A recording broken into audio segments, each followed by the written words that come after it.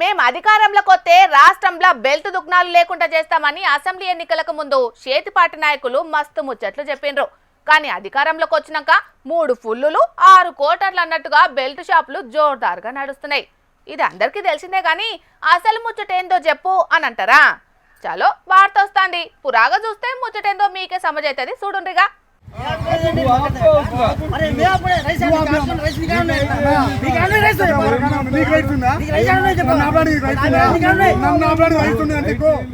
ఏంది లొల్లి? ఇక్కడ ఎవ్వల్ని ఎవలాపిండ్రనేది ఏం అర్థం కాకుంటున్నదని అనిపిస్తున్నదిలే.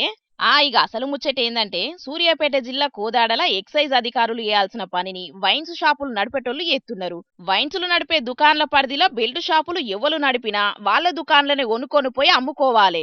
అంతేగాని వేరే కాడ మాత్రం అసలుకే కొనొద్దట.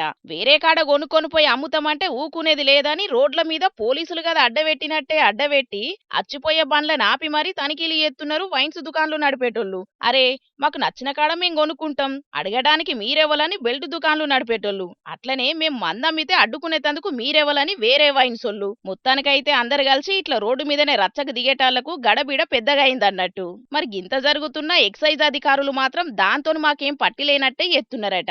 అయినా ఎక్సైజ్ అధికారులు చేయాల్సిన పనిని నడి రోడ్డు మీద బండ్ల నాగబట్టుకుంటా మరీ వైన్స్ దుకున పొల్లు ఎత్తున్నారంటే వాళ్ళు ఏ గుడ్డు గుర్రం పనులు దోమపోయినట్టోనని రోడ్డు మీద పోయేటోళ్లు గరానికి రాబట్టిండ్రు. మరిగా ఎక్సైజ్ శాఖ మంత్రి జూపల్లి సారు మందమ్మే ముచ్చట్ల సూతం ఎంత గడబిడలు జరుగుతున్నాయో చూస్తున్నారు కదా.